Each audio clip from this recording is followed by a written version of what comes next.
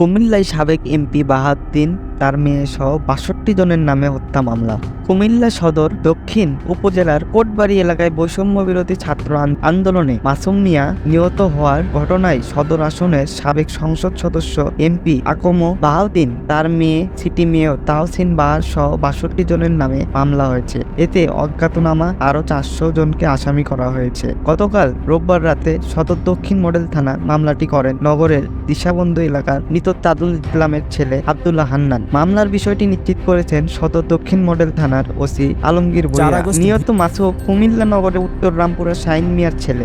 ৪ August সদর দক্ষিণ উপজেলার কোটবাড়ি বিশ্ব রোডে নন্দনপুরের শিক্ষার্থীদের সঙ্গে আওয়ামী লীগ ও ছাত্রলীগের নেতাকর্মীদের সংঘর্ষ হয়। এ সময় মাসুম নিহত হয়। পরিচয় না পাওয়ায় তাকে বেওয়ারিশ হিসেবে দাফন করা হয়েছিল। পরে ফেসবুকে ছবি দেখে স্বজনেরা তার মরদেহ শনাক্ত করেন। মামলায় ১ নম্বর আসামি করা হয়েছে কুমিল্লা সদর আসনের সাবেক সংসদ সদস্য আবুল খায়ের মোহাম্মদ বাহাউদ্দিন বাহারকে। দ্বিতীয় আসামি করা হয়েছে তার মেয়ে Comilla city corporation mayor Tahsin বাহারকে, যার আরেক নাম সূচনা। অন্য আসামিদের মধ্যে রয়েছেন সদর উপজেলা পরিষদের চেয়ারম্যান আমিনুল ইসলাম, কুমিল্লা মহানগর আওয়ামী যুবলীগের আহ্বায়ক ও জেলা পরিষদের প্যানেল চেয়ারম্যান আব্দুল্লাল মাহমুদ শহীদ, কুমিল্লা সদর দক্ষিণ উপজেলা পরিষদের চেয়ারম্যান আব্দুল হাই, কুমিল্লা মহানগর আওয়ামী লীগের ভারপ্রাপ্ত সাধারণ সম্পাদক আতিকুল্লাহ, কুমিল্লা সদর উপজেলার ভাইস চেয়ারম্যান আহমেদ নিয়াজ, কুমিল্লা মহানগর স্বেচ্ছাসেবক লীগের সভাপতি জহুরুল ইসলাম, সাধারণ সম্পাদক Sadekur Rahman, Comilla city corporation councillor Habibur Rahman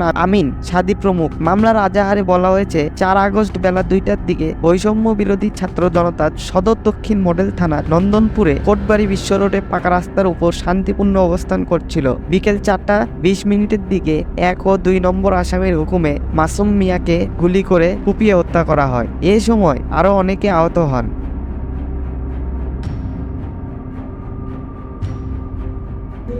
এ ধরনের নতুন নতুন খবর পেতে আমাদের চ্যানেলটিকে সাবস্ক্রাইব করে বেল আইকনে ক্লিক করুন।